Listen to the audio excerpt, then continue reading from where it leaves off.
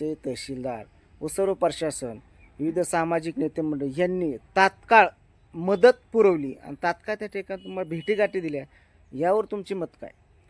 मी पोटेगाव सरपंच प्रतिनिधी म्हणून आजीनाथ मच्छिंद्र बागडे.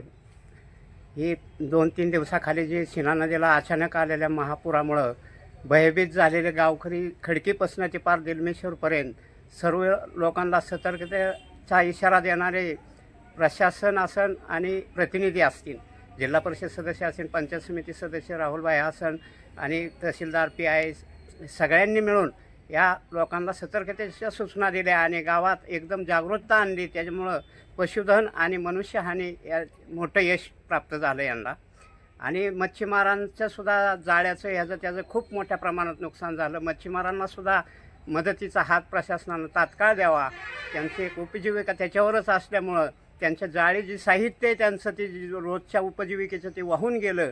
त्यांना तात्काळ मदत द्यावा आणि पंचनामे जी काही शेतजमीन खरडून गेली असेल, पिकाचं नुकसान झालं असेल, सीनाकाठच्या सर्व शेतकरी बांधवांना तात्काळ प्रशासनानं ज्या पद्धतीत काल जशी मदत पुरवली त्याच पद्धतीत आर्थिक मदतसुद्धा पुरवावा, एवढं बोलून मी थांबतो. जय हिंद, जय महाराष्ट्र. नेमकं शेतकऱ्यांचं काय नुकसान झालं? शेतकऱ्यांची जमीन खरडून गेली, पिकं वाहून गेली, पिकांचं मोठं नुकसान झालेलं आहे.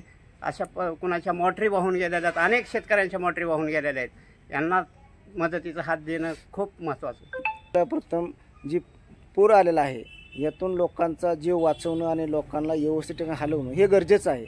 नंतर आपण ज्या शेतकऱ्यांचं नुकसान झालं आहे या शेतकऱ्यांचा आपण तात्काळ पंचनामे करणार आहोत असं त्यांनी स्वतः त्याची सांगितलं आहे. हो, त्यामुळे अतिशय तहसीलदार मॅडमने जे रात्री अपरात्री जे सांगितलं की बाबा आत्ता आपल्याला फक्त आपल्या हातामध्ये जीव वाचवणं आणि पशुधन वाचवणं एवढीच गोष्ट आहे. उद्या पंचनामा होते त्यांना मदत मिळेल ही उद्याची गोष्ट आहे. पण आज फक्त आपल्या हातामध्ये फक्त पशुधन आणि मानुष्यहानीचा जीव वाचवणं ही सगळ्यात महत्त्वाची बाब आहे.